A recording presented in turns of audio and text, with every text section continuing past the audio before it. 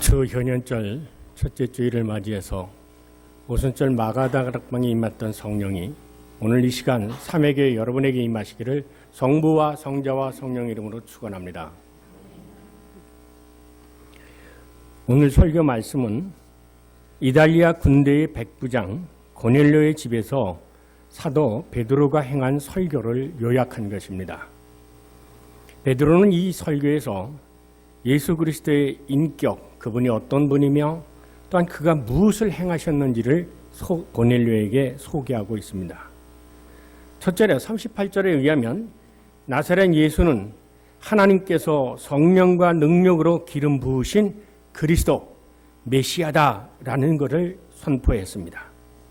즉 나사렛 예수는 하나님께서 함께 하셨기 때문에 마귀 들린 사람들을 고치시고 선한 일들을 많이 하신 분이다. 그렇게 고넬료에게 설포했습니다. 둘째로 39절과 41절에 의하면 나사렛 예수는 유대인에 의해서 십자가에 못 박혀 죽었지만 사흘 만에 죽은 자 가운데서 부활하셔서 제자들에게 다시 나타나셨다라고 선포했습니다.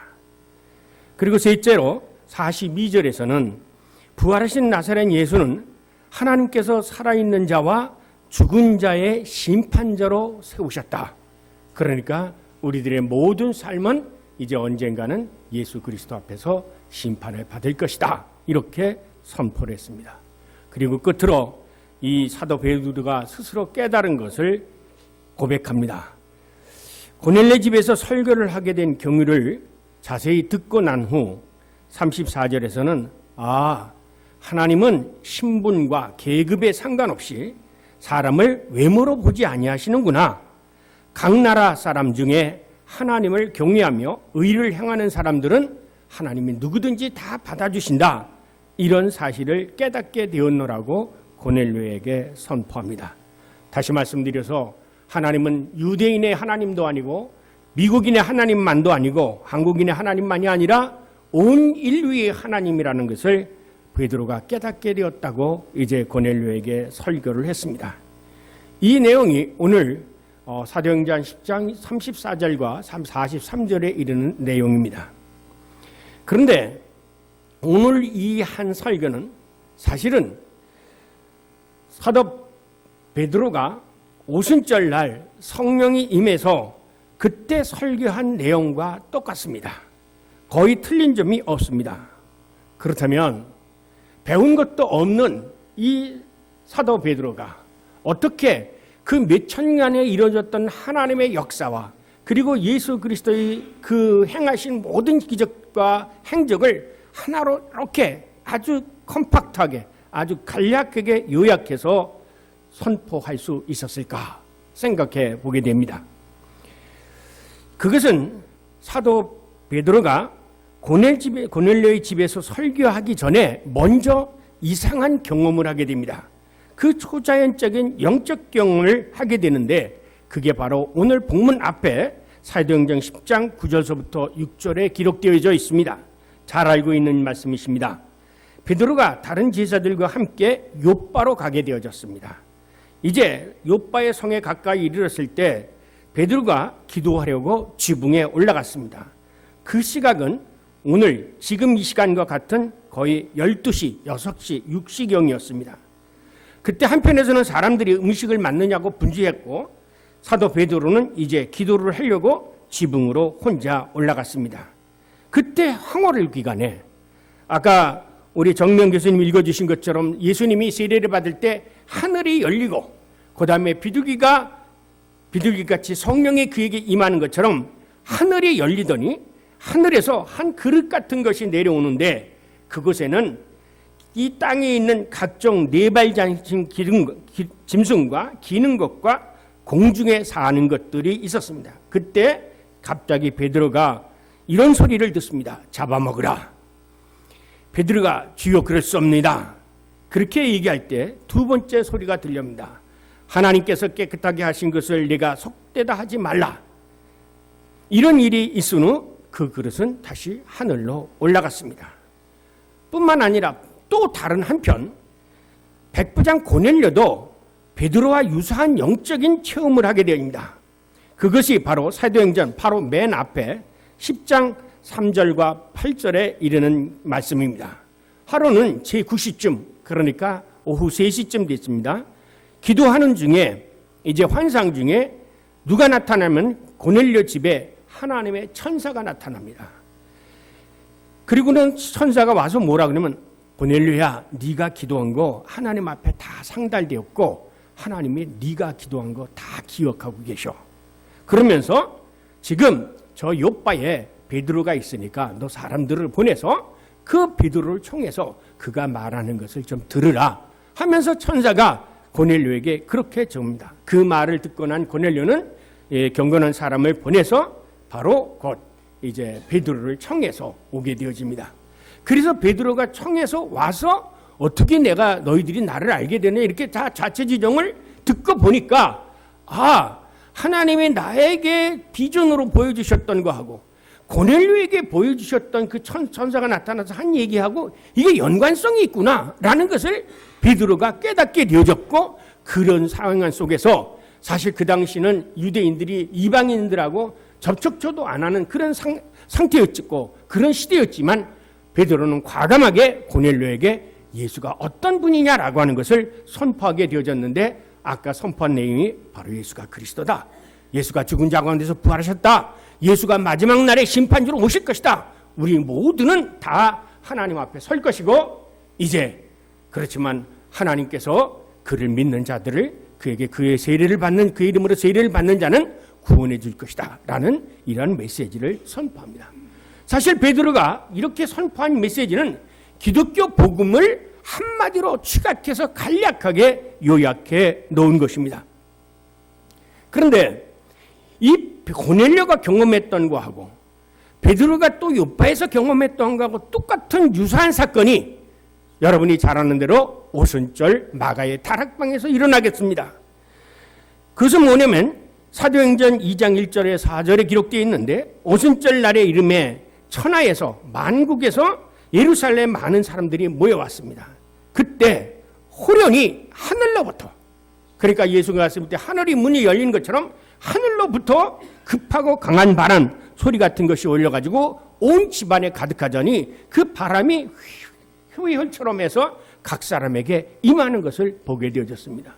그것을 보고 베드로가 설교한 최초의 오순절 설교가 바로 오늘 고넬료가 한 설교와 똑같다라고 하는 것입니다. 이상 백부장 고넬료의 영적 체험 그리고 사도 베드로의 영적 체험 그리고 오순절 사건 속에 공통적으로 나타나는 하나의 요소들이 있습니다. 그 요소가 뭐냐면 우리가 살고 있는 이 세상은 이 세상만 있는 게 아니라 이 세상을 초월하는 세계, 영적인 세계, 천사가 나타나는 세계, 하나님의 나라 그리고 위에서 하늘문이 열리는 그러한 보이지 않는 영적인 세계가 우리들이 살고 있는 이 지구, 지금 이 세계에 같이 공존한다는 것입니다.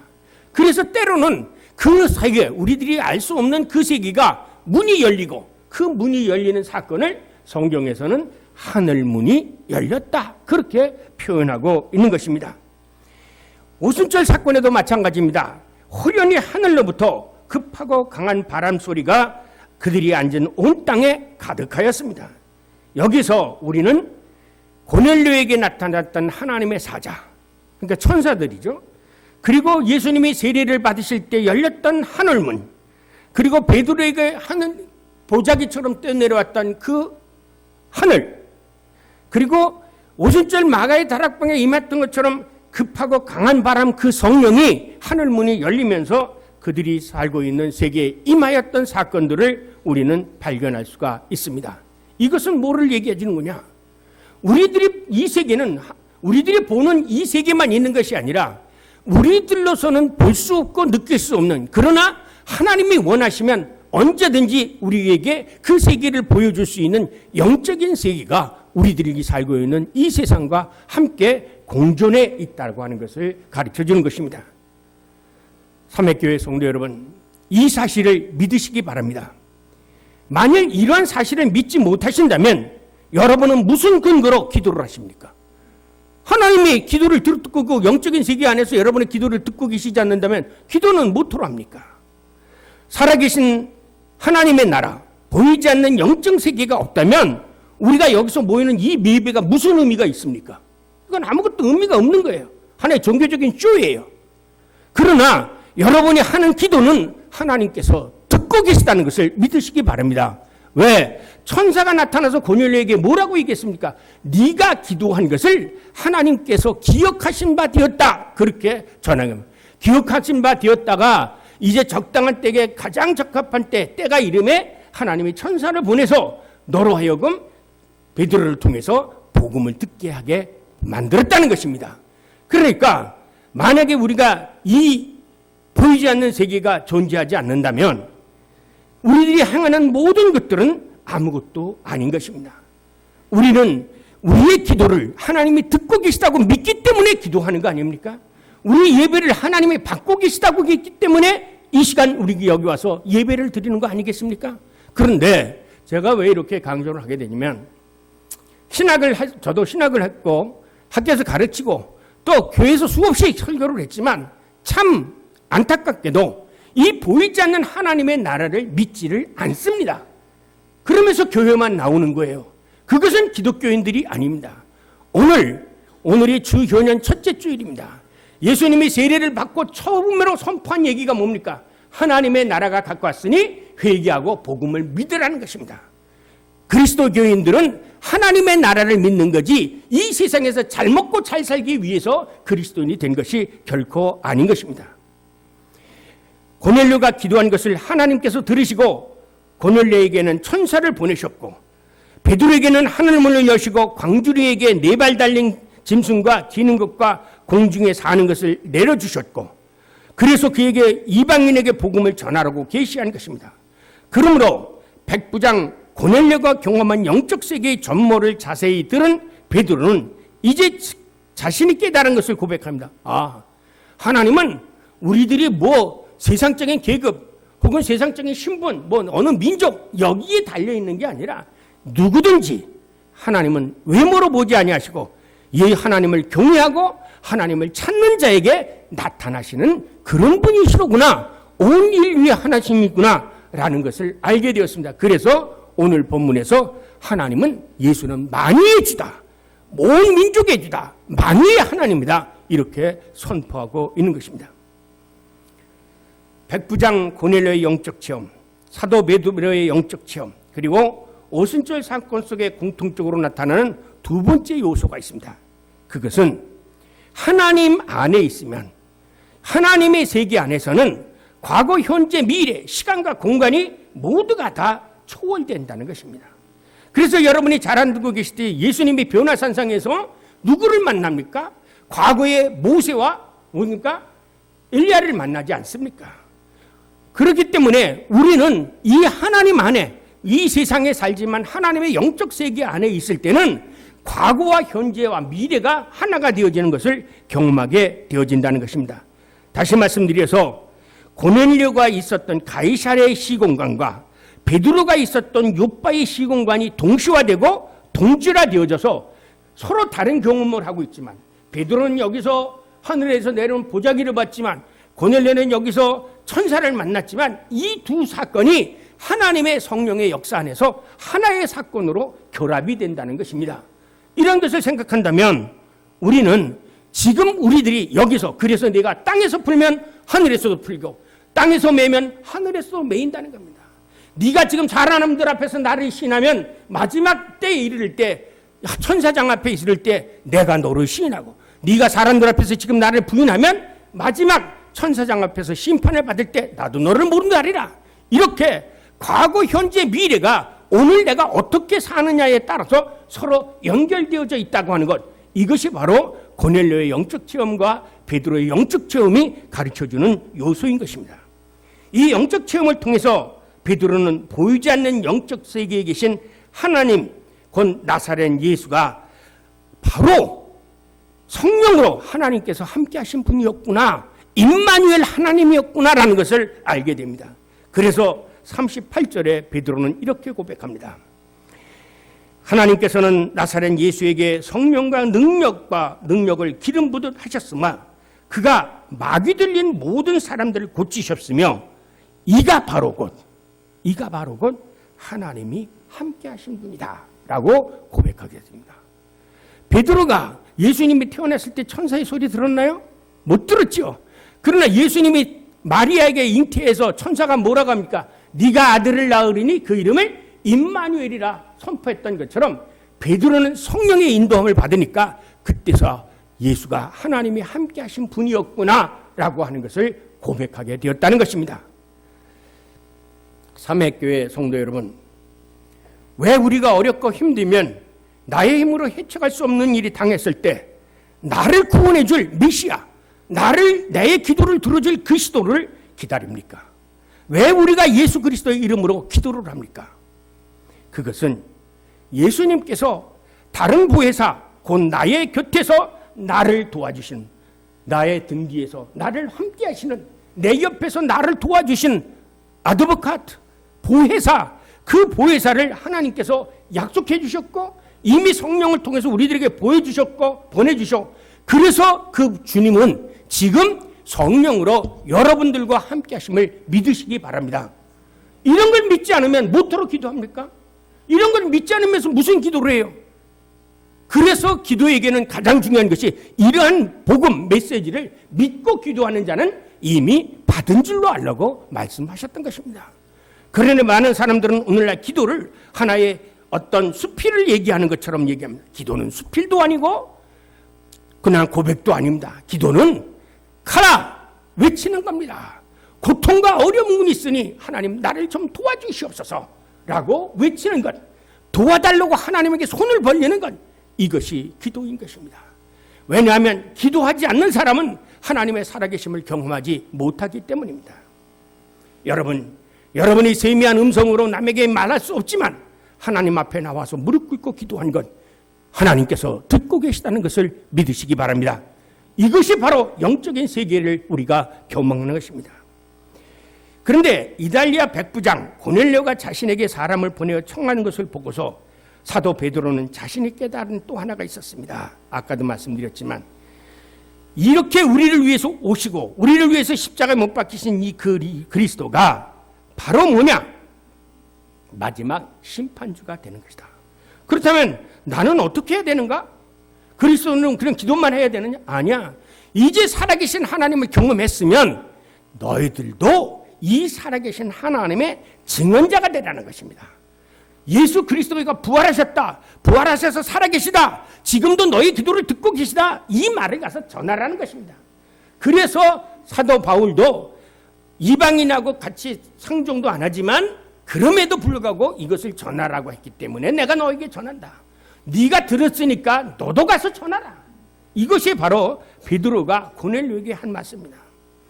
그러나 대부분의 그리스도인뿐만 아니라 비그리스도인들도 그리스도인의 인물을 선행처럼 생각합니다.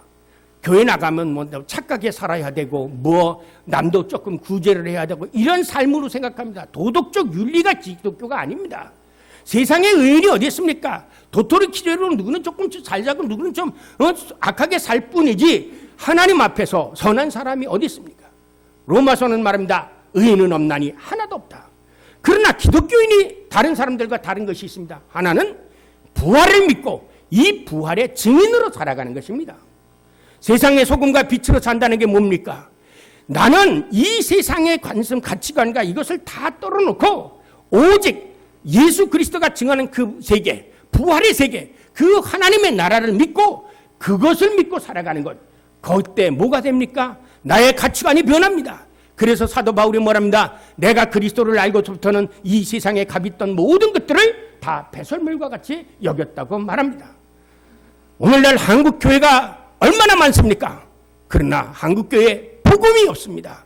예수 그리스도의 십자가의 죽음과 부활을 외치지 않습니다. 어떻게 사느냐만 얘기합니다. 다 형식적입니다. 그래서 이 나라가 지금 어려움을 당하고 있는 것입니다. 왜? 이스라엘 민족이 하나님 앞에 서지 않았을 때, 바로 서지 않았을 때 하나님은 바벨론, 아시리아를 통해서 이스라엘을 심판해서 그들은 쫓겨서 가서 포로가 되어서 몇십 년간 포로 생활을 살 수밖에 없었습니다. 이 한국의 모든 산자는 한국교회 기독교인, 목회자, 신학자들이 하나님의 말씀에 바로 서지 않고 모두가 다 윤리적이고 도덕적으로 그런 것만 얘기하면 그렇게 살아왔습니까? 윤리적으로 한국교회가 바로 섰습니까? 도덕적으로 한국교회 목회자가 바로 섰습니까? 우리는 예수 그리스도의 부활을 믿어야 됩니다. 여러분이 잘 아는 침묵이라는 소설이 엔도 슈사크가 쓴 침묵이라는 소설이 있습니다. 거기에 평신도가 신부에게 묻습니다. 너무나 배고프고 힘들 때 오이 하나를 가져와서 먹으면서 신부님, 하나님의 나라는 배고프지 않겠죠? 그렇습니다. 그렇다면 이 세상 힘들고 어렵게 살 필요가 뭐 있겠습니까? 라면서 그 여인은 순교의 길을 걸어갔습니다. 그리스도인의 삶은 우리가 예수 그리스도를 믿고 부활의 세계를 믿고 그 나라를 바라보면서 살아가는 것입니다. 여러분의 남은 인생이 얼마나 깁니까? 여러분의 숫자로 계산해 봅시다. 인생은 70이요, 강간하면 80이라고 했고 아무리 100세가 되었더라도 120일 넘지 못하는 것이 우리들의 인생입니다. 한 번 죽는 것은 정한이 있죠. 그 다음에는 심판이 있는 것입니다. 바로 그 심판주로 예수 그리스도를 세우셨다고 오늘 베드로가 선포하고 있는 것입니다. 삼회교회 성도 여러분, 부활하신 주님은 고넬료의 기도를 들으신 것처럼 시공간을 초월하여 여러분의 사정을 위에서 하늘에서 내려다보고 계십니다. 여러분의 생각, 여러분의 말 한마디를 하나님이 다 알고 계십니다. 아까 우리가 읽은 시편 가운데 상한 갈대를 꺾지 않고 꺼져가는 불을 끄지 않는다는 말이 있습니다. 어차피 죽어가는 거기 때문에 하나님이 그를 심판하지 않은 것뿐이지 하나님을 찾지 않는 자에게는 어쩔 수 없이 죽어갈 수밖에 없고 꺾인 나무처럼 갈대처럼 죽어갈 수밖에 없는 것입니다. 그러나 예수 그리스도는 죽은 자 가운데서 부활하셔서 우리들에게 성령을 보내주시고 그분이 승천하시면서 내가 저처를 예비하러 가노니 나 있는 곳에 너희도 함께 있게 하리라고 약속해 주셨습니다. 그리고 우리를 그로 끌어가기 위해서 성령을 보내주셨습니다. 이것을 믿고 사는 것이 그리스도인 것입니다. 주 효년절을 맞이해서 예수 그리스도께서 선포하신 하나님의 나라를 믿고 여러분의 삶 속에 이 어둡고 암울한 이 삶 속에서 하나님의 나라의 그 영원한 기쁨과 즐거움을 맛보며 사는 삼회교회 성도 여러분 되시기를 그리스도 이름으로 축원합니다. 기도하겠습니다. 하늘에 계신 주님, 백부장 고넬료만 하나님의 도움과 기도의 응답이 필요한 것이 아니라 지금 우리도 긴급하게 하나님의 도움이 필요합니다. 사업의 문제로, 자녀의 문제로, 건강의 문제로, 그리고 자기 자신의 문제로 하나님의 도움이 필요한 사람들이 우리 삼회교회 공동체 가운데 있습니다. 남에게 말로 털어놓고 얘기하지는 못하지만은 하나님 앞에 이 작은 음성으로 드리는 기도를 응답해 주시옵소서. 주여, 우리의 기도를 기억하시어 우리에게 가장 적합한 때에 즉시 응답해 주시옵소서. 주 예수 그리스도여, 우리를 긍휼히 여기소서. 우리를 불쌍히 여기소서. 우리에게 은혜를 베풀어 주시옵소서. 부활하셔서 성령으로 역사하고 계시는 우리 주 예수 그리스도 이름으로 간절히 기도드리옵나이다. 아멘.